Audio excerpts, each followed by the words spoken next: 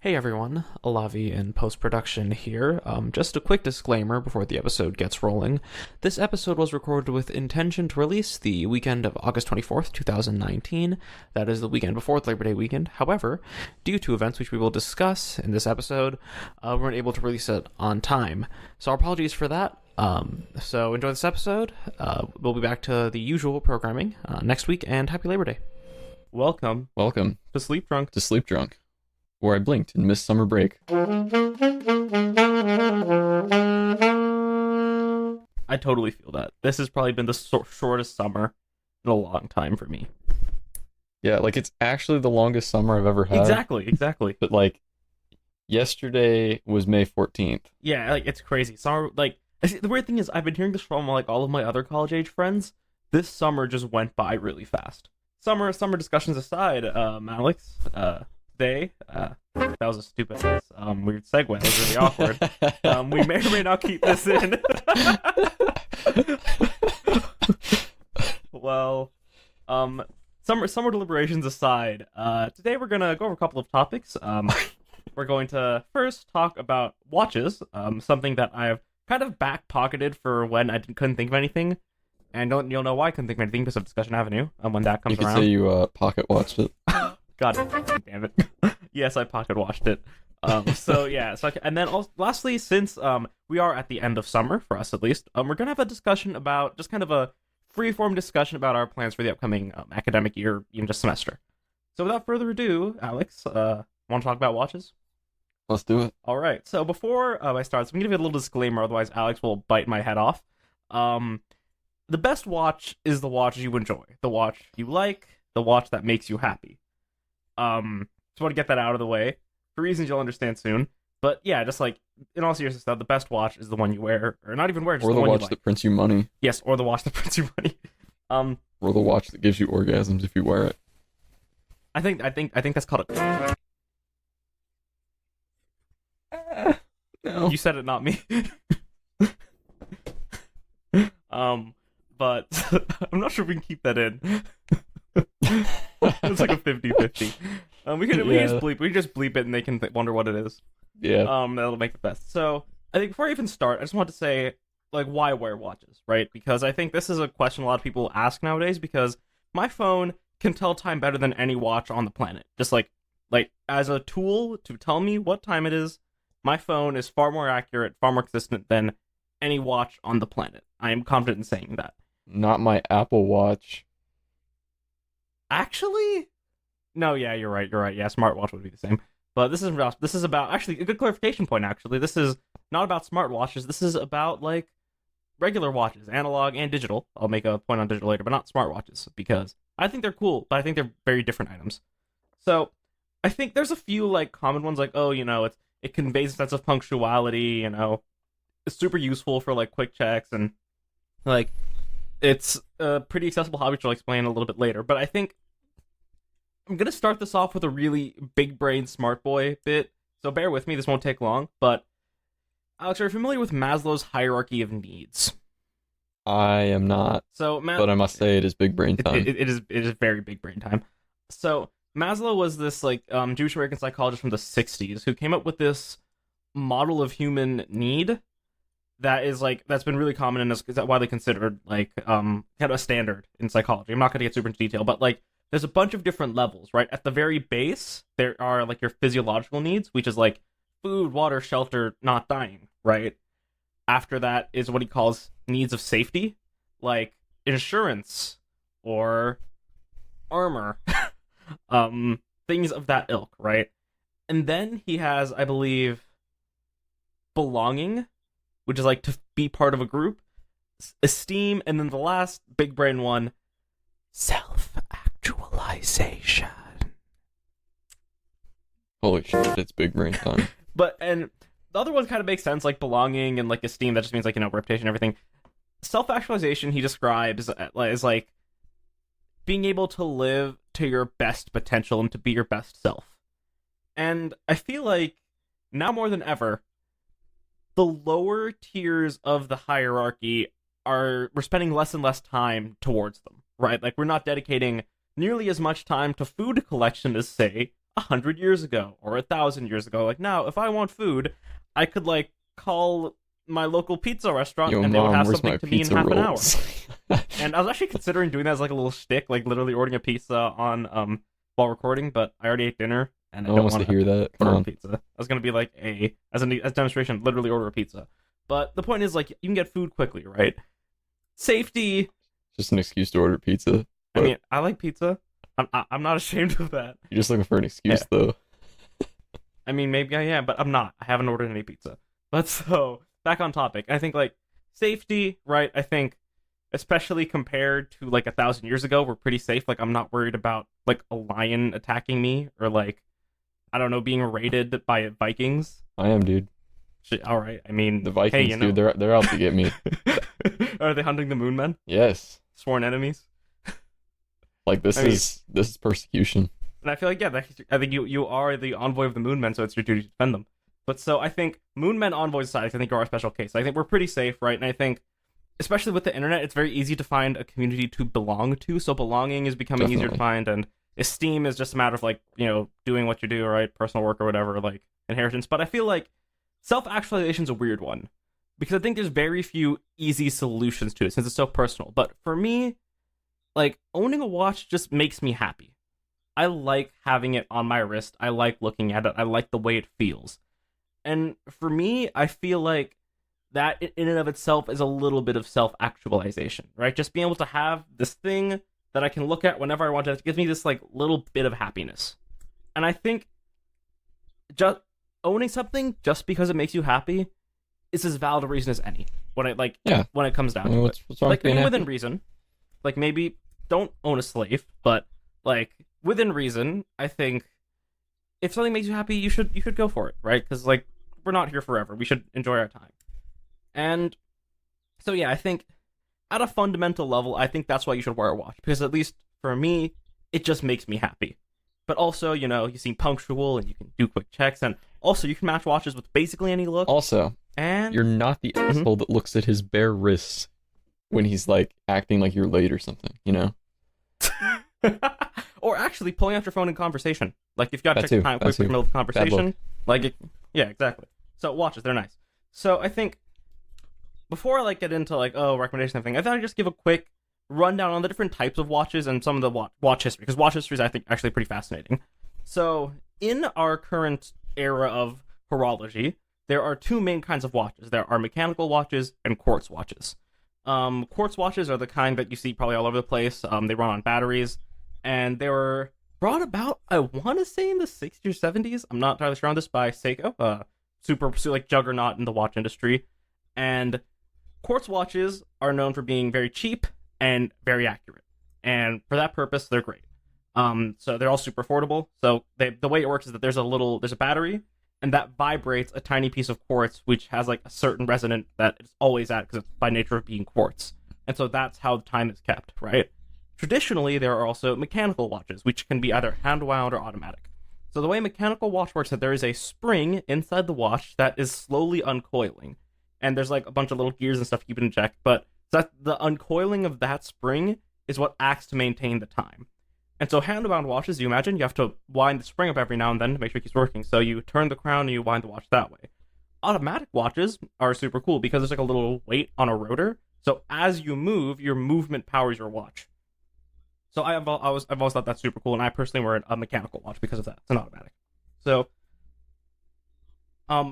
in addition, the watches can have complications, which are like little things you see on it. The most common one would be a day or a date window. So, like, you see a little number somewhere, day or date.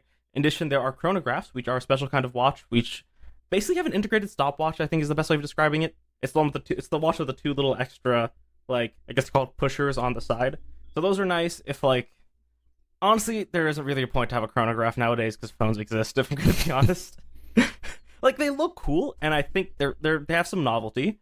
And in history, that it serves some purposes. Like, I think, I want to say one of the Apollo missions, there was, like, some systems failure, and they had to time the engines.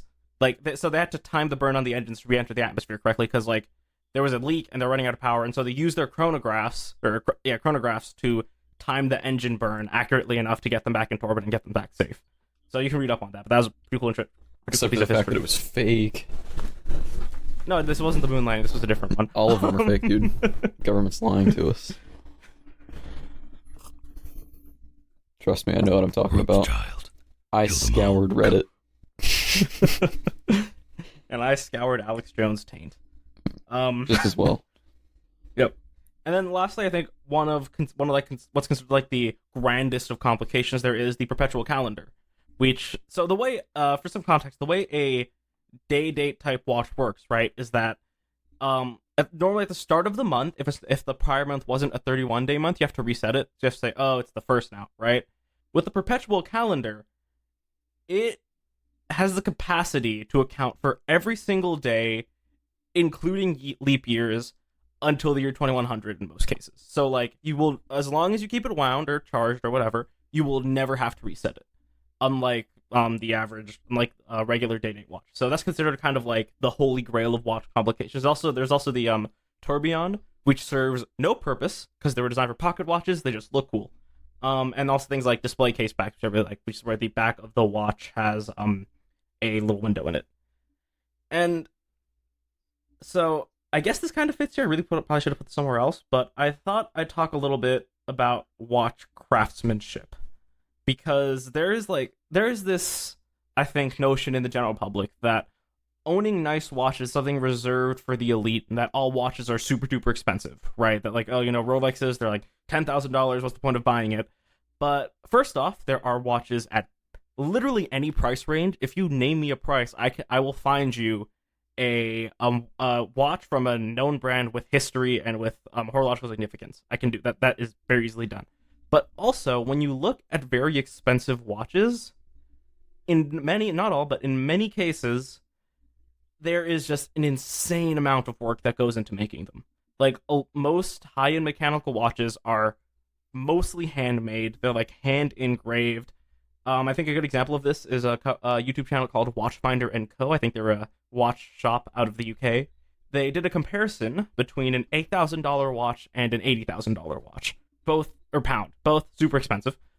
But when you look at the comparison, I think the 8,000 I want to say was a Nomos, which is kind of like a new brand out of Germany, and the 80,000 was an Lange, which is another German brand. But when you look at that $80,000 watch, there are details that you cannot see without a microscope. Like, they are completely invisible to the human eye, but that are hand done and painstakingly, like, hand finishing, hand beveling, hand engraving, the kind of stuff that no one would ever care to see. It's like gears inside of the watch that are hand finished and, like, hand everything. So it's a lot of hands. Yeah, it's a lot. I don't think a watch should have that many hands. Actually, it's one set of hands like working forever. I mean, it's like one set of hands doing just a lot of work. But actually, it is. I'm not saying, like, you should necessarily go out and buy the watch if you want to. Once again, if it makes you happy, go for it. But I think it's just good to get rid of that misconception. I just want to clear the air on that. Because really, there is a reason. A lot of it is hype. Like, for example, Rolex, there is a Rolex Premium, right? Like, a watch of comparable quality from, like, Breitling or Omega or, like, not say Hamilton, but, like, from other brands would not be as expensive. There are brand premiums. But there is still a lot of love and craftsmanship that goes into it. Like, I think if you own an automatic watch, at some point, a set of human hands did work on it. Someone put in their time and dedication to make that thing tick. And I think that's a cool thing to me, I think. So, next, I wanted to go into some recommendations. Let's say you want to get into watch collecting, you want to kind of look into this whole world of watches. I think, first off, do research, like I said, and I think our episode on music and photography. Do your research, right? Look into the different brands, look at the different styles, what works for you, what works for your lifestyle. Like, for example, if you're in a business environment, you shouldn't probably get a diving watch as your first watch, because they don't really suit that atmosphere, so do a bit of research. If you want some really just quick, off-the-cuff tips, if you're in a kind of business-y environment, first off, why do you listen to this show? Second, probably a dress watch. If you're more athletic, there's sports watches, racing watches, dive watches. If you're a dad, dive watches. Dads wear dive watches. They're not barbecuing. They got a dive watch on, metal bracelet. It's just a fact. Dads wear dive watches. Um, if you're into kind of like a more rugged outdoorsy or just even like laid back style, field watches are great. Like I have a friend of mine who, like, he wears the most like casual, I'm not gonna say drab, but kind of is drab, like laid back, just kind of like t-shirt, like comfortable clothing type vibe. He still looks great in a field watch, and I got him one for when he graduated from high school. So I think field watches are awesome for that regard. And I think if you're just going for something all around, like maybe the average student, I don't know, I would also recommend not a dress watch per se, but a step back from that. So something just with versatility. There's versatile watches out there. I think just like a standard looking watch. If you want an example, like I guess a Rolex Datejust, just anything in that kind of form factor. Of course, there's going to be cheaper options. But yeah, so brief off the cuff, but do your own research. Like look into the brands, look into everything and sourcing and all that. So I think introduction wise, I'm gonna do automatics and then quartz watches. I think a great intro automatic watch, and the watch I'm wearing right now actually, something from the Seiko 5 series. The Seiko 5 series was an effort by Seiko to bring down the bar for accessibility into automatic watches. So I think some of them retail from like 60 to 70 upwards of like into the low hundreds. So that if you want to get start in automatics, that's the best place to start. The Seiko 5. I wear one. I love it. It's great. Workhorse movement. It has the, if you're the kind of person that knows about watch movements, it has a 7S 26C, which is a like kind of the Seiko standard issue in-house movement. It's great.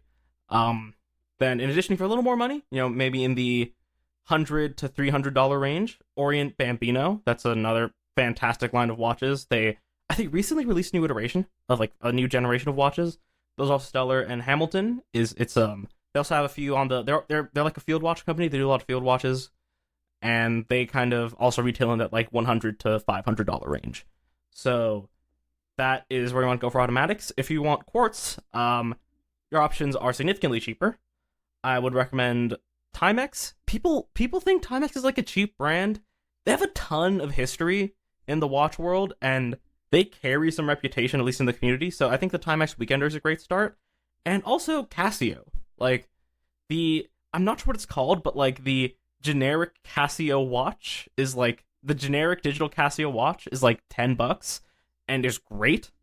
Like a lot of watch enthusiasts will just keep a bunch of them around, if not just as beaters, but just because like it's an elegant digital watch. I think like Idris Elba wears one when he DJs. So yeah, those are both great options. And lastly, I want to talk about I guess a trend that has kind of hit the watch world recently, and that is the Daniel Wellington movement Vincero fashion watch paradigm. So Alex, I know you wear a movement watch, right? Sometimes. I haven't really been wearing it all the summer. That's fair. Well, I mean, so back when we were first meeting, I think one of the first discussions we had was over your watch strap. And then I very quickly became a bit of a judgmental dick about how you wore a movement. And for that, I apologize. I was being a judgmental dick. But I will say, I think, like, there have been this, like, in recent years, a rise in, like, these, what we call fashion watches, right? Which are these brands that produce trendy, nice-looking quartz watches, right? And once again, if you like them, buy them, right? That's your choice. I can't tell you what to do with your money. But I feel like for that money, there are better options out there. Like, I think, so here's the thing, right? The thing about these watches that in most cases, most of their money goes into marketing. Like, most of the price reflected in the movements, the Daniel Wellingtons, the Vinceros, a lot of that is in the marketing, right? They'll market really hard to YouTubers, social media influencers, all of that stuff. And so the watches themselves tend not to, like, they're just not, like, the best quality, I think, for the money. Like, I think an example is that there's a lot of movement watches where you can just buy the blanks off Alibaba for like $3. Like, I think it's the same watch without the movement logo. And so once again, if that's something you want, if you want the movement logo, that's totally up to you and that's your choice. And I respect that. And you're wearing a watch. Great. But once again, I just feel like do some research and don't jump in blindly just because your favorite YouTuber told you to. And that being said, this episode is sponsored by Movement. You can use code EAT and DIE for 10% off checkout. Yeah. So this episode is brought to you by Movement. Alex.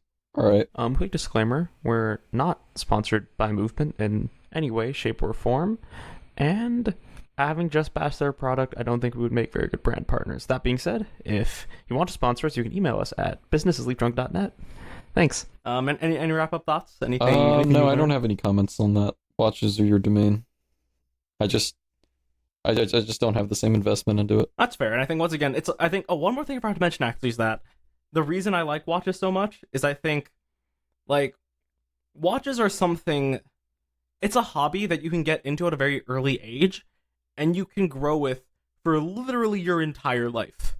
Like I said, you can start off with a $10 Casio digital watch, and then by the time you're like 80, who knows, you could have like a really nice watch, like a Rolex or an Omega, Jaeger Lecoultre. I know I butchered that, like fancy stuff. So it's a hobby that can grow with you, and that you can pass on to people. Like if you have kids, you can give them to them. Like I think that's another great thing about automatic watches, that you can, you can pass them down, and as long as you have them serviced like every 8 years, they'll just like poke around in there, oil up a gear or two, then it will last you forever. So I think it's a great hobby to get into, and yeah, so that is the watch segment, a segment which I have had back pocketed for a while because I have been busy. I think we'll find out why I haven't been thinking much lately when we huff the solvent of chat from the contained in the leaking bottle of debate on Discussion Avenue.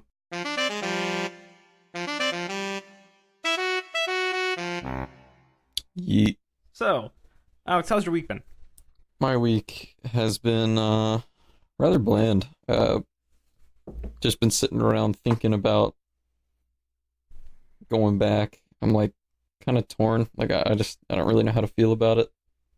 That's fair. I think I've been feeling the same way. Like it'll be nice. The living situation's gonna be a lot better, but I don't know. It's a big change. Just sort of anxious about it. But yeah. Other than that, there's been too many days out of the week where I've just sort of not left the house, and I've really not gotten a whole lot of things done. Like my accomplishments in the last week have been getting that antenna set up that I was talking about all done to my car. Worked great. Really nice. I'm very happy with it. And then I spent a few days designing and building an electronic circuit that allows me to send email over amateur radio. So that was pretty nifty. It's like right now it's a really sketchy circuit board, circuit board that's contained within an Altoids box with a bunch of wires hanging out of it, some of which plug into an Arduino that's been programmed in a very specific manner, and two of which plug into an external sound card, which then plugs into my computer, and another Ethernet-looking RJ45 cable that plugs into my radio. And then... So what you're saying is it's a bomb? Yes, it is a modem. So... Okay. Are we talking pipe, C4, pressure I'm talking cooker? WMD. Alright, fair. But... yeah, it's just like sort of nifty. Like it allows me to do packet radio with my computer without investing any money. It's pretty cool. I think you sent me an email actually from your yes, radio I just that I received. Well, okay. For emails, it's not the greatest because my radio can't cycle from transmit to receive fast enough to receive the acknowledgement packet. So it just sort of like doesn't know that the other tower is even listening to it.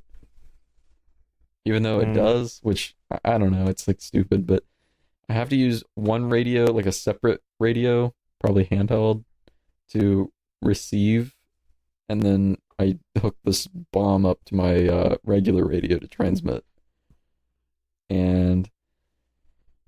But for just like the more dumb packet radio things, like the APRS system, which is like a position reporting thing, but also it's just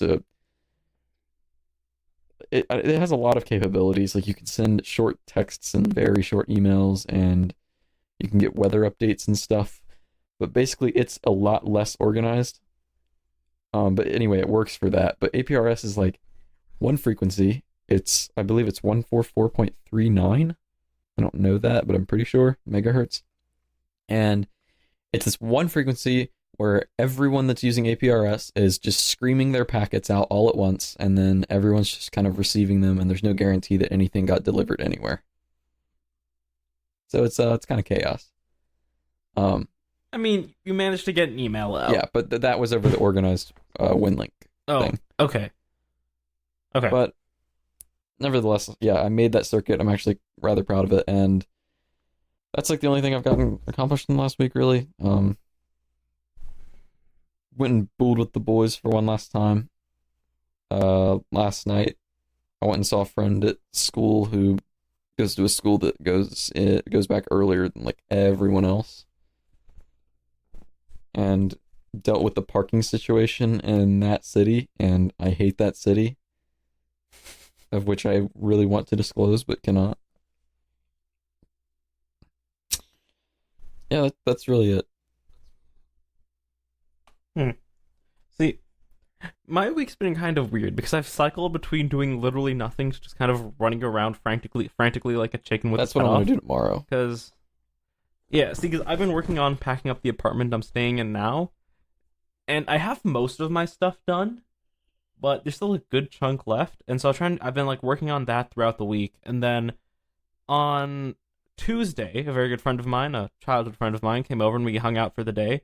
He was going to spend the night, but he had to go home because his school starts earlier than ours by a couple of days. Because we're moving in, actually. A little PSA, if this episode is late, it's because we are moving into our new apartment on campus on the 24th, on Saturday, the day this episode is supposed to go live. And so, if this is late, it's because of that, and we apologize. But then Sleepdrunk House will be a thing. And me and Alex will share a bed completely naked, completely heterosexual. Yeah, no homo though. No homo. Like we're just sharing the bed. Like we're not. There's nothing happening. There's no contact. It's just like two guys sleeping completely naked.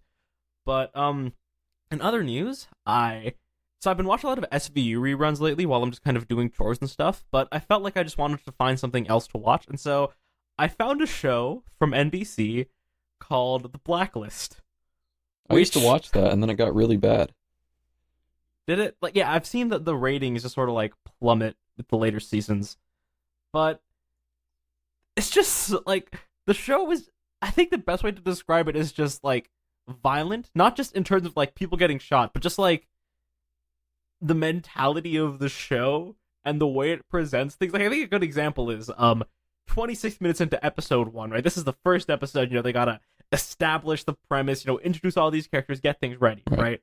20 minutes in, a bunch of Serbian terrorists use chemical weapons to kidnap a toddler under FBI protection. Like, it goes from a ballet class to a Serbian guy in a hazmat suit with an assault rifle shooting at FBI cars. Sounds about right. Like, it's absolutely insane. And then another 20 minutes later, that same toddler has a dirty bomb strapped to her in a public zoo in the DC zoo. Like, it's absolutely insane. But the show's pretty cool. I think like a couple of episodes, like 7 episodes in. It's cool. I like it.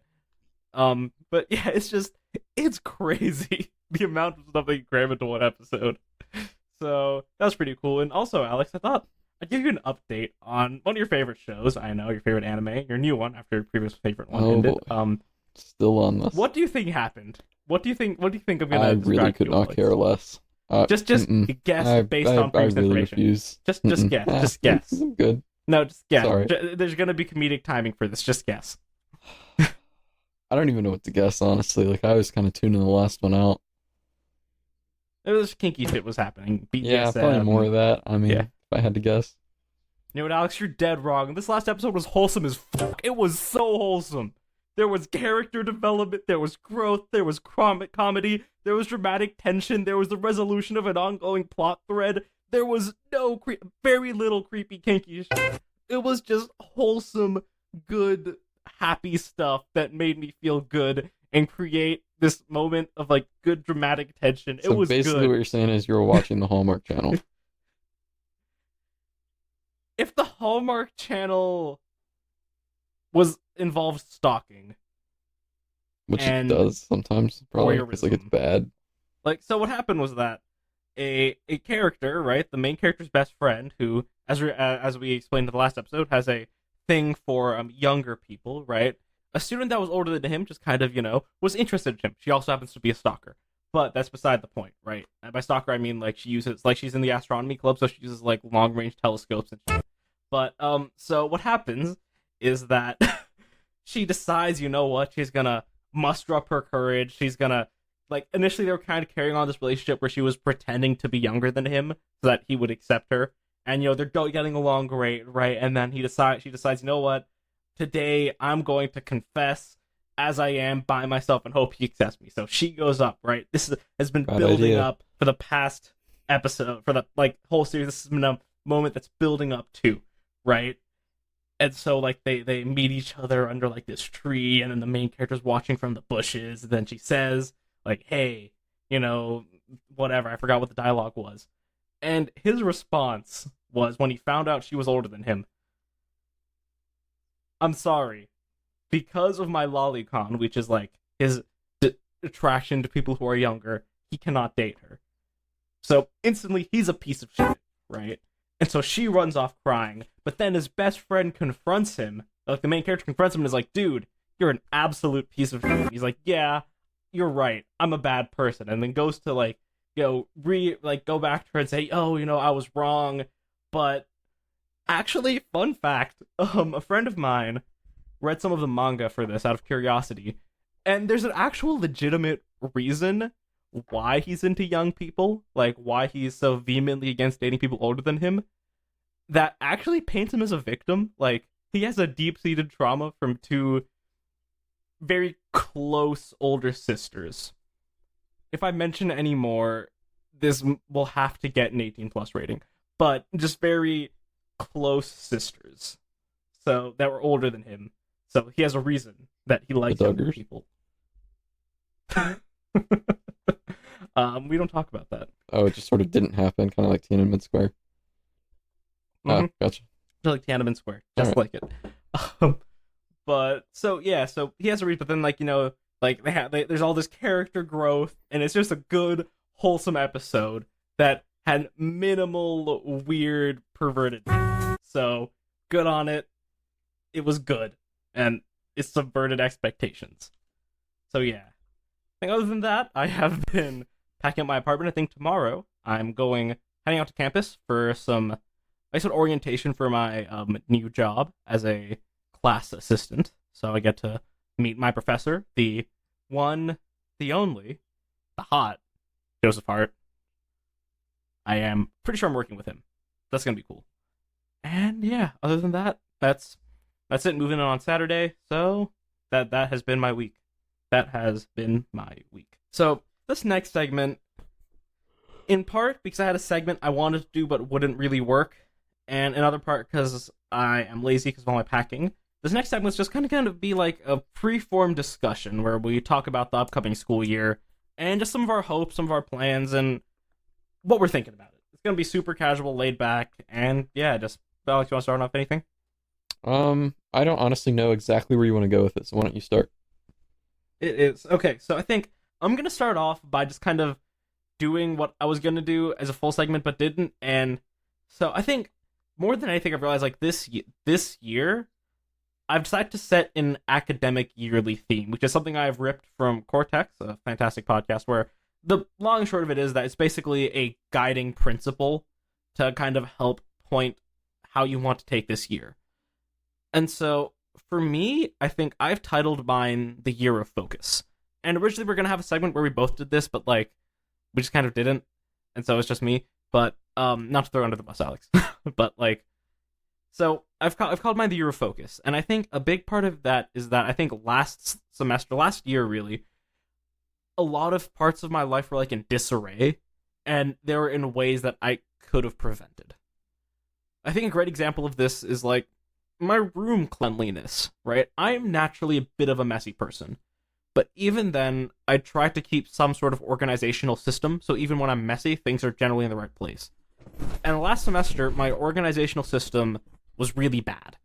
I think a big part of that was just because I was learning how to live in a dorm, and I think by the time I had the wits to go and say, hey, I should maybe revise my organization, you just kind of was like kinda have running too everything late. set in your place, and you don't feel like moving it around again. Exactly. And it's like, you know, do I really want to move all this That's stuff one around? of those things where it would take an entire day, and because you're in school, you don't have an entire day to throw at that. Yeah, exactly. Right. And so I think that's just one example where I think everything I want to do this year, I want it to be purposeful and focused. Like, I want to keep things planned, regimented. Like, I think I've even decided I'm going to try and regiment my free time. And by that, I mean, I think last semester, I spent a lot of time, like, a lot of my free time doing basically, like, dead stuff. Like, scrolling through Reddit or watching YouTube. And while that's enjoyable, like, I found it doesn't really make me, like, happy. Like, I don't come out of that saying, hey, I enjoyed that span of time. It's just kind of like, oh, yeah, whatever, that happened. And so I think an example of this is, like, I, like, watching anime and playing video games just make me happy. Like, I enjoy doing it. And so I'd much rather put my free time towards doing things like that instead of things like Reddit and YouTube. Because those are things I feel like that are just better uses of time when I'm not working or doing other things.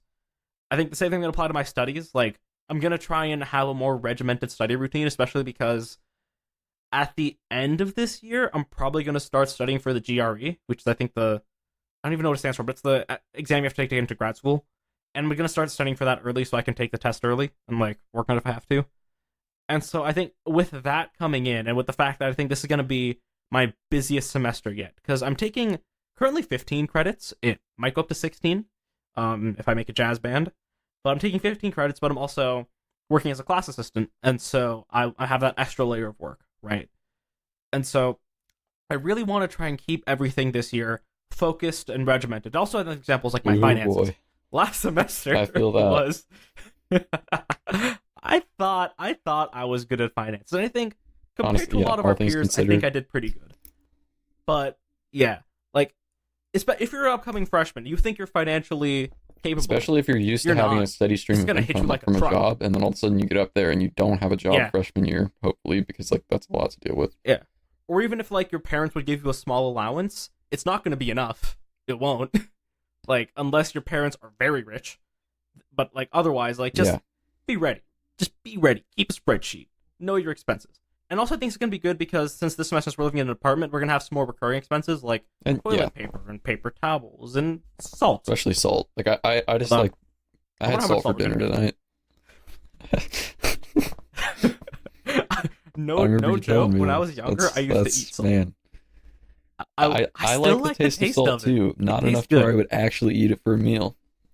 And just go dip I your, would eat it for dip meal. your Just kind of fingers like in the for example, salt like we're in shaker. the lunchroom. Yeah, or like in the lunchroom they have the little salt packets. Just Little- have little packets as a snack. Yeah, a little snack. High blood pressure. So what? But yeah, so like but yeah, actually I wonder how much salt we'll go through. Actually, I kind of want to see how much salt we're gonna go through. I'm bringing a large box of kosher salt. Morton so brand? That's gonna be good. So we'll Morton have that brand? to start with. Better be. What? I only eat Morton. Yes. You're I a don't Morton think so. loyal. Are there any other Store brands of brand or salt? Morton? That's gonna be the episode title. Are there any other brands of salt? What if somebody just has like this deep-seated like Like, actually, are rage there? for Morton where they just refuse to buy Morton? I mean, are there any brands of salt besides store brand that just sell regular I'm salt? really trying here. I only know Morton. Wait, does I'm Domino thinking of or is salt that brands, sugar? right? Hold on. Domino is sugar. Oh, I guess Diamond makes like Diamond everything. Yeah. makes salt. The people that make the matches. I look up salt brands. Yeah, and they make a lot of everything's different Morton. things. Yeah, it's like Morton. Then there's different types of salt. If you're wondering, kosher salt is my favorite kind of salt. I think it's the best because it's like table salt, but it What has is better kosher texture salt? without Is being it just super like expensive. the more grainy stuff? I prefer my salt Yeah, it's fine, but grainy. whatever. And so, like, once it dissolves, see, no, because I think for me, like, it adds another element of texture. Like, I can crunch on little bits of salt, which is nice. And also, like, it functions the same as regular. Oh, I guess also, like, Tata, the Indian conglomerate, makes salt, but they make everything. Morton probably owns them, dude. Oh, one does not own Tata. This is a bigger this is a bigger scheme. If Morton owned Tata, Morton would own Jaguar. Oh shit, Tata. Tata That owns Tata. Jaguar. Yeah, that Tata. Like the Tata super conglomerate. Yeah, Morton Like, probably doesn't they- know Tata. They probably don't. They probably don't. But yeah, Morton's the only salt brand I can find. Morton and I guess Diamond. And oh, that's a store brand. That doesn't count. Diamond's a store brand? No. I saw Kirkland. Oh. That's like the Costco brand, right? Diamond is not a store brand. But yeah, so I think since we're gonna have recurring expenses such as salt, I think that'll also kind of help me keep on track. Like it'll be a lot easier to budget. It's gonna be like, oh, I'm gonna have to spend this much on groceries this month, and then I can have everything else budgeted. My mom just Also- doesn't believe that I'm like planning on cooking dinner every night. See, for me, I'm gonna try and cook dinner when I can, but I'm also prepared to pre-make food because I know, like, especially since I have night classes, Yeah. I wouldn't be surprised, especially towards finals. Yeah, and you or have towards to the middle of the eat like semester. a lunch in class for dinner. Yeah. And so yeah, I'll that see what Monday I'm gonna is do. gonna be rough for you. Actually, no, Tuesday's my late day. What? This time, Tuesday. Yeah, this time my nighttime We'll econ have classes to on Tuesday. get our schedules together when we move in. Yeah, we are. We'll I have think to like I'll all post them on the we first. should do that. We should all print them out and post them in the living room Yeah. or something. But so I think that's gonna help me with my budgeting, and like I think that's just one area where I think I really want to nail down, focus on things, especially since I'm gonna be working this semester. I want to save more, right? Put some aside for various things I have planned. I do have something I want to save for within the next 4 years. So just like I just want to buckle down and focus because I think if I can spend my time more meaningfully, I'll have more free time. That's kind of the philosophy I'm going for. If I can like Okay. if I'm studying meaningfully, if I'm shopping meaningfully, if I'm doing everything with purpose and with focus, I hope Time usage is that, like, optimization. I'll be good. Exactly. I'm just optimizing, right? I think a big part of that is I'm gonna have to like learn how to just bite down and do stuff without getting distracted. So like, Yeah, because let's it's say hard I'm to say reading a no really to certain boring things. Like if comic. people want to, Yeah, people want to do exactly. things, then you got to tell them no. You got to be that guy. Yeah, it's like, oh, we're gonna make a quick grocery store run. We're gonna go. Especially, I think going out to eat's a bad Going one. out to eat is a bad one. Yeah, that's a real bad Or really one. just going to the Like- store. Like I hate going to the store, but when I'm at school, I love it because it's just a reason to get off the campus. Yeah, exactly. It's a way to get out. And I guess there's not that many other like options once you're on campus. Because like I think when you live on campus, everything revolves around there, right? Because your dining hall is there, which is like at least for us, at least one meal per day, right? I think that's how our That's meal how my plan meal is set plan's up. set up. I honestly hope Yeah. to not use that one meal plan per day. Yeah, my hope is that I'll have a few days where I can not use it, so I have some banked up. So if I ever reach a point where I'm like, I just gotta go to the dining hall, I yeah, can just go. like if you just have a stressful week. Yeah, or like I don't know if our stove breaks or something. Should. Yeah, Yeah, it can happen. But so, yeah, I think I want to buckle down, I want to focus, and I guess it's actually a good point. Well, do you want to talk about the classes we're taking? This is not Yeah, really sure. structured. All right, Alex, I'll let you shoot first since I've already been All talking. right. Well, I'm taking like the same subjects that I took last semester actually. So I'm taking Physics 2, ECE 201, which is a signal analysis class. Like, probably just like more in-depth stuff on alternating current and all the other things that you can do with it. Not really super interesting stuff, but it'll probably be useful. I'm taking linear algebra. Matrix algebra is another name for it. Don't really know what to expect there, honestly. I heard it's not super bad. I've heard it's not bad. And Yeah, I have I've heard good it's not professors bad. for all of my stuff, so I'm pretty psyched, honestly, for my classes. I feel like I will have a good semester. I'm staying optimistic. And I want to get to something on that later. But I also have a lab for physics and a lab for the ECE class. And lastly, I'm taking an honors history class. It's a requirement for the honors college at our university. And I'm taking a section that is on the history of science. So that I feel like is probably the best section that I could have chosen from for me. And I'm Yeah, honestly Yeah. sort of looking forward to that one. I feel like there's a potential for this class to be good. I thought that for Yeah, that could be 122, really and I interesting, was 'cause sorely disappointed. But this one, I think it'll be good. Yeah, I think this because I mean like especially because the history of science is vast. Like there's so yeah. much stuff you go into, like really interesting stuff too. Those are Yeah, your those are all my classes? classes. Nothing on Fridays. Pretty psyched about that too. Oh, Yep. if you still can, if you're still registering for classes, try and avoid classes Honestly, on Friday. having a 3-day weekend is just absolutely, it's so good. Fantastic. Because it's not even about the conventional reasons like, oh, I want to go to Thursday night parties. It's just because you're like, I'm pretty sure there's actually proof to back this up. You are just more effective and efficient if you have that just ever so slightly longer break from your work. Yeah. There's proof for that. Yeah. And also, I think for me, just like personally, like when I reach Saturday, I'm already anxious about the week starting because like Sunday is there, right? And Sunday is like the start of the next week, basically. Unless you're actually one of those people that's just really well organized, Sunday's the day that you end up doing all the shit that you have to get done that weekend. Yeah, exactly. And so like that anxiety for me is there, and so having Friday to just make a buffer out of Saturday for me, I just love it. I think 3-day weeks, if you can have them, totally go for it. Also, avoid morning classes. Yes, 10:30 a.m. at the earliest. And yes, it's wonderful. My transition segue.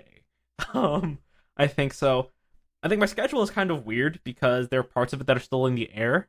But as of now, I am taking an honor statistics class, which is like an intro statistics class. I'm taking a computer science class on data structures, which could be interesting. Gonna go through that. I'm also taking the honors history class, but originally I was gonna take mine on the history of music in America.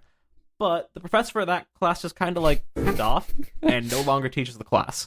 And so now I'm taking history of emotion. I'd rather die. Which I think could be cool. I think I'm going to be optimistic about it. I think it could be interesting. Like, I think there's at least... It's not like something mundane, like, I don't know, history of like... Actually, I'm going to look up what the other sections are. I'm going to look up what the other sections are. Give me a second. I'm going to pull up my class registration and look at the other sections. I was reading this thing on Reddit about... It was on our university subreddit. And it was a new student was posting and talking about advice for, getting used to the campus and university life as a transfer student, which can be a bit rough because you go there and you don't have any pre-made friends, or you can't, you're just sort of not in the right environment. And this was for specifically our university. Right? It was on the r/our university page. The top commenter had a very detailed comment, and they listed off all of the things that you can do to get involved, which would be a must for transfer students almost, in order to find friends and stuff. Otherwise, you'd just be rather lonely. It'd just be a bad existence. And you kind of need that support network when you're going through all the stress that college entails. But all of that aside, he said one thing that really got to me. He said, it's easy, especially where there's sort of a culture of it, it's easy to fall into that trap of cynicism and pessimism and look at everything on the negative side. Like, everybody likes to bag on our university for just certain aspects, like on-campus construction and bad management and tuition rates and housing debacles. And if you're in the music program, lack of practice. There are an endless amount of complaints people go talking about all the time, and it's easy to fall into that trap and then just start looking at everything and automatically try to find the bad. But you have to be aware of that and just avoid it, and you'll be a lot happier. Yeah, because I think, I think in the end, it's like you end up like seeing what you think about, if that makes sense. It's like, I think a good example is like there's an effect of this where, so I own a Volkswagen. This will make sense a little bit. Right after I got that car, I started seeing Volkswagens everywhere. And that's because I was thinking about it because I just got the car. And so I think if you think a lot about something, you start to see it in your day-to-day life just because that's always on your mind.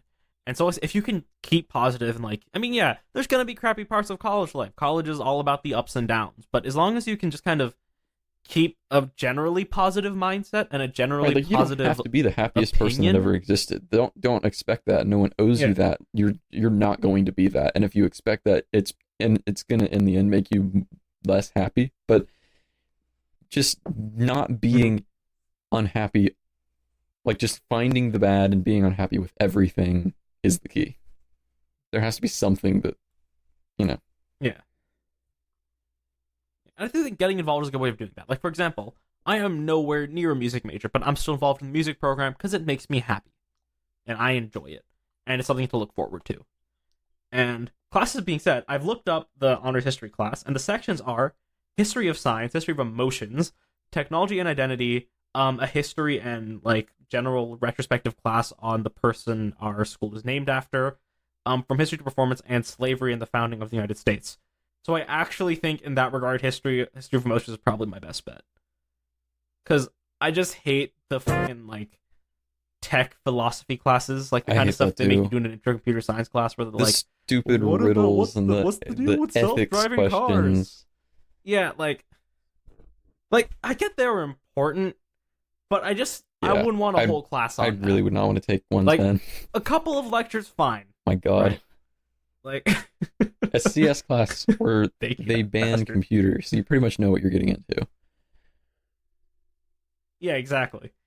Like, so I think I just don't like those kind of classes, and so I think it's either that or a history specifically on one dude who I really don't care about, and history of slavery, which I think is interesting, but like it's nothing like different. And I feel like if I'm gonna take like the honors history class are kind of meant to be a little bit of a different perspective, right? So why wouldn't I take something that's kind of out there? So I'm fine with history of emotions. But back to what I was talking about, my other classes. So I'm taking that, then I'm auditioning. I'm actually still not sure if I'm going to audition, if I'm going to be honest, just because of like time management. But as of now, I'm auditioning for one of our school's mini jazz programs, so I'll hopefully get into one of those. I mean, there's one where you're guaranteed entrance as long as you audition. But I'm auditioning for one of those. I'm also taking a seminar class as a class assistant that you have to take for your first time. That's just like, here's an introduction to like the modern paradigm of education. Like, it's not like, oh, here's how you teach. It's like, let's talk about how, because I think the whole idea of the program is to try and train future teachers in specialized fields. And so it's kind of that. So that it's a pass-fail class, so it shouldn't be too bad. Then I'm taking I guess like it's a seminar class that analyzes like society. Like we live in a society, of course. That's pretty crazy. So it's kind of an analysis on certain aspects of society. So I'm taking one on the war on terror, which I'm actually really looking forward to. That honestly would be pretty interesting. But it is still kind of one of those college bullshit classes that you have to take. Yeah, it is. Without a doubt. And then in addition, I'm taking intermediate microeconomics. So if any of you guys in decon out there, I can finally learn about the indifference curve, so fun fact, right? When I first started learning about economics, my dad's an economist, he mentioned this thing called the indifference curve. For the past, 3 years, we cannot talk about things without him bringing up the goddamn indifference curve. I think it's like the opposite of a PPC. It's like I get it's important, but but I guess I'll finally know what the indifference curve is. But my dad would always bring up whenever I'm like, oh, Dad, can you help me out with this graph? I want to make sure everything's I'm like, is everything right? It's like, yeah. What about the indifference curve? I'm like, Dad, is the kink in my oligopoly correct? It's like, sure, but the indifference curve. That's screwing with you, dude. Just trying to make you learn more. With this, Dad. Love you, Dad. But you know what? Indifference curve. I'll hopefully learn about that. So that's it. For those who don't, I guess intermediate micro is just kind of like at our university. It's more advanced micro topics with math now, like with calculus. You have to find consumer surplus by taking the integral up to a point of demand, right? And so stuff like that. And then I'm also going to be a course assistant for Calculus 2. So I will be not on the podium, but if someone has a question, I'll go and answer it if it's not stupid. Nah, you just gotta roll up there every time you're oh, that question's stupid. I'm not even answering that. Well, okay, no, I will give an example of a question I probably would not answer. I wouldn't just give them the answer to. Okay. Last semester. Oh boy, I know where this is going. In Calculus 2, right? There's some things you know. You should know how to do some basic integrals, right? Some basic, that's assumed knowledge. You took a test on that in Calc 1 that shows you should at least have an idea of how to integrate something, okay? This person, and I kid you not, asked how to integrate VDV, which is literally the simplest integral possible. There is not a more simple integral other than a constant. Yeah, just but that integral doesn't really DV. count. Like, that is literally the single most simple integral you could take. And she had to ask it. And I refuse to answer a question like that because you should know it. I mean, I probably will because, like, Not your I don't want job, to be a but dick. But, like, it is my job, but still, I'll tell them, like, hey, maybe refresh your Calc 1 stuff because you should already know this. But, like, still, questions like that I will not answer. If it's like, oh, hey, would you mind, like, telling me the chain rule formula again? I Could will you explain gladly the do space-time that. That's, like, continuum? fine. What? I said, was could you mid-rant. explain the space-time continuum? Oh, the whole freaking fourth dimension. Bullshit. Don't get me started on the freaking fourth dimension. I swear. For those who are wondering, the fourth dimension is not time. Time is the fourth dimension of space-time, which is a, like, compound model. There's a difference. The fourth dimension is just, like, more space. That's also something that's always pissed me off. We were like, oh, the fourth dimension's time. I mean, I get it. Like, It intuitively makes sense. it makes it's like, I'm not going to say it intuitively I would makes say sense. that. If you're like, it's just something that No, like, we've been told that, if like, you think about it, it kind of fits into what a dimension is. yeah. But then there's a whole bunch of other sciencey shit that, like, I can't be bothered with. Yeah. So Well, it's like the way a dimension. Once you know how, like, a dimension is defined, it doesn't make yeah, but like sense. that definition could be argued as arbitrary. No, I mean, because it's like a point is 0 dimensions, a line is 1 dimension, a plane is 2 dimensions, and, like, those are just extrapolations of each other. Yeah, but it's like, I feel like it's more of a perception. I think just mathematically, that's just how it is. Like, math don't lie. But like, we made math. I mean, we made math based on our surroundings. Like, math is our best attempt to model the world around us to have it make sense, so we can quantify it. Yeah, So but while still, math that means is, we made is math. made up, it has a basis in reality. We're actually having this argument right now. It's an argument I'm down to have. I like talking Not on about the this kind show, of stuff. maybe another segment. The sleep drunk debate. On space-time. But yeah, so that don't. I mean, I get it if you know that, but like, just it's not. It's just like, imagine more space. You can't imagine it because We're our still brains going, don't work. dude. Go back. Space. No, Yeah, like so- not knowing how to do integrals. Oh right, yeah, and so like, what were we talking about? What kind of questions you would answer yeah, right, in right. your So, LA like, job? I'm saying that I would answer, like, questions that are, like, for example, like, oh, hey, could you clarify this formula? Or, like, how do you format this, right? Some, like, things like that. Or even just, like, if you get stuck on something, that's fine, I'll gladly answer it. Like, an example is, like, okay, maybe someone missed part of the, formula for, I don't know, solids of rotation, disk method or whatever. I'd tell them, like, oh, yeah, you know, here you maybe forgot to add this, or you forgot to square it, or whatever. I have to go back and refresh some of my old stuff. Yeah, this girl seems like she would be the kind of person that was bribed into college. Like, there's no way that she should have passed Calc 1. Like, I'm sorry.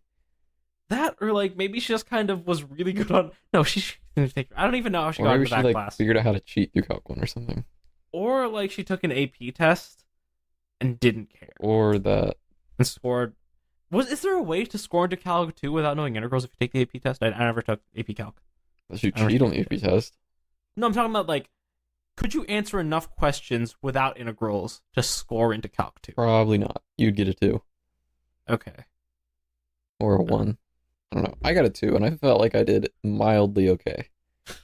I also just, like, did not pay enough attention to that class at all. Fair. I really should have done that, think because that would have gotten me out of Calc, you Calc 1. just got. Honestly, the hardest part about Calc is being good at algebra. Then again, honestly, I feel like Calc 1 was a really eye-opening experience for me. In what ways? That, like, taught me how to study in college. It just taught me the structure of a college class. Like, yeah.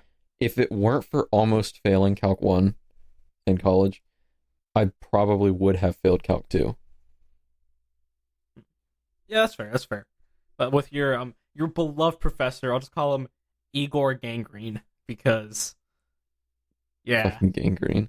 I think that's the best way to describe him. Yeah, that's the not man far was off. gangrenous.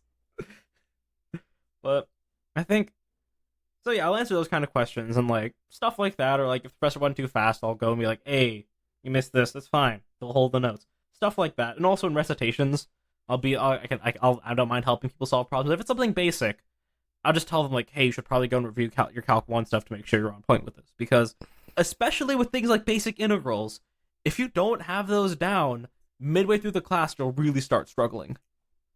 Like, you should have a solid Calc 1 midway foundation. through the class, you'll start struggling the whole class. Oh yeah, basically the whole. I've been talking like really struggling.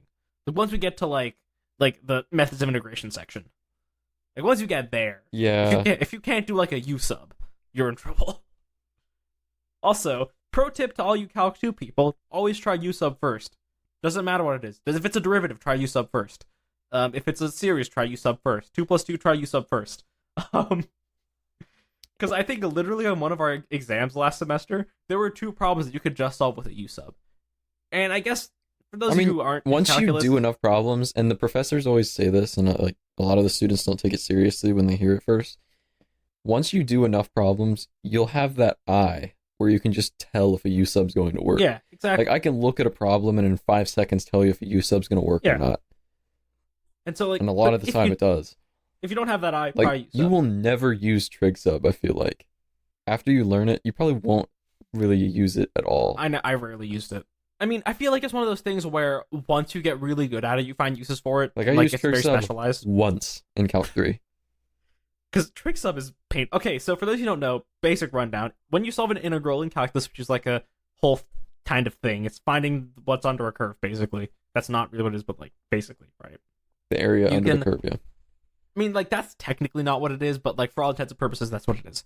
And so when you do that, right? I hate those little things about calculus too. I just had to take this rant. Those little, it's what it is, but it's not.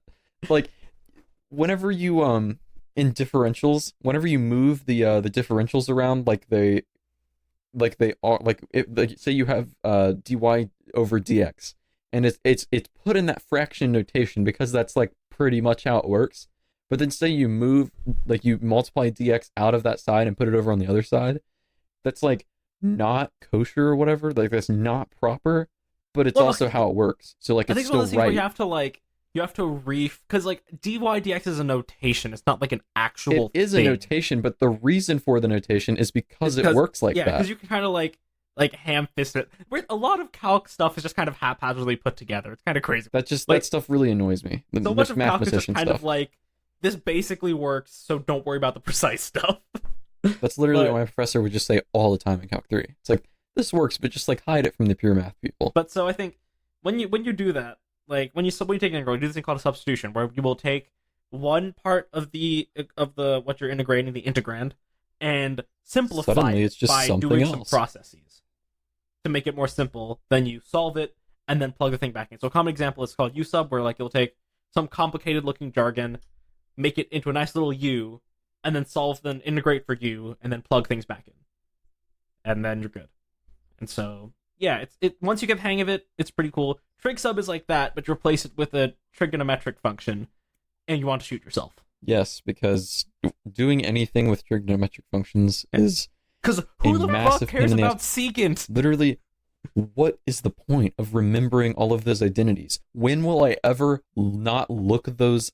Like, when am I ever going to need to remember those identities? Yeah, it's like... I'm just going to look them up. Yeah, just look it up. Why do I have to freaking remember that? Anyway. Like, it's so annoying, but trig sub is awful. Secant can go to hell. Just generally, I hate secant. Secant's dumb. It really is. It's just be like... I mean, just inverse cosine something else. It should be called reciprocal sine or whatever. But what is the point of cosecant being the reciprocal of sine, and secant, not cosecant, regular secant, being the reciprocal of cosine, not sine? Because I think the weird thing is cosine is like the base unit for a lot of stuff in trig. Why didn't we call that sine? Because they were invented later. And why isn't pi everything tau? wasn't invented together. How the hell is 2 pi a circle? You're a tau person. You're a tau person. Why does it make sense that 2 pi's make a circle? Tau. How? And tau people. Tau is where it's at. Tau people, degenerates. Tau people are right. I mean, the math works with pi, and pi The is math delicious. works with pi, but pi is just a fraction of tau. But you can't eat tau. You can eat pi. How does tau day sound? But what are you gonna eat on tau day? Pi should have just been the value of tau.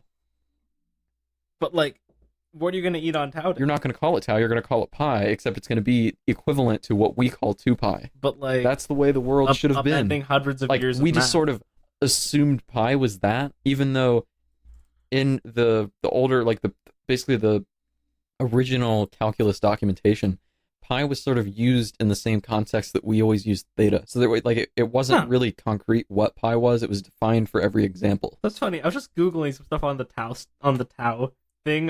There's a Khan Academy video that says tau versus pi. Long live tau. See, he agrees with me. And Sal is a smart man. Sal's a degenerate. No, Sal is a wonderful human being. I think you should be respectful of Sal and everything he has done for you. I love Sal. Sal I considered donating to Khan Academy even though I literally had nothing. Honestly, Khan Academy's fantastic. Only love the Khan Academy. Only love. And tau. But like that being said, like pi is good. You can't eat tau. Therefore, I win. Or you could just like literally draw tau on a piece of paper and just eat it. But like, or in the words of Ryan, I'm going to quote Ryan here. Don't eat receipts. Actually, fun fact about eating paper.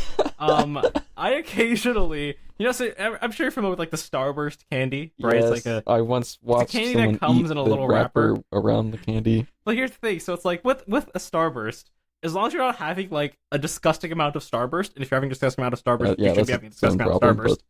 Like you can eat the wrapper. You just pop it in with the wrapper. Watch someone do it. It was me. It was definitely someone in high school. I know who the guy was, and then he got addicted to heroin. Oh, well, I do it too, and like it's fine. It's not bad. It's not super bad for you. Yeah, but like you don't have the little like papers everywhere. Who cares? Then you don't have to taste paper. You don't really. It's like eating the receipts at the store because then you don't have to have it in your cup holder. It's like. Yeah, but it's like the flavor of the Starburst masks the like paper. Well, yeah, eat a $1 bill too, and you'll get a cold. Like waxy touch. Would you want like a little waxy touch? A little extra note. Oh, just hit my mic. A little extra note of flavor. I really hate you. Oh no. Also, when I was looking through the tau stuff, I found like a yin yang symbol with like tau fractions on it. So like it's some hippie shit. So Alex is on some hippie shit. Tau's just like good. What is your problem with tau? But like it's you can't eat it. You motherfucker.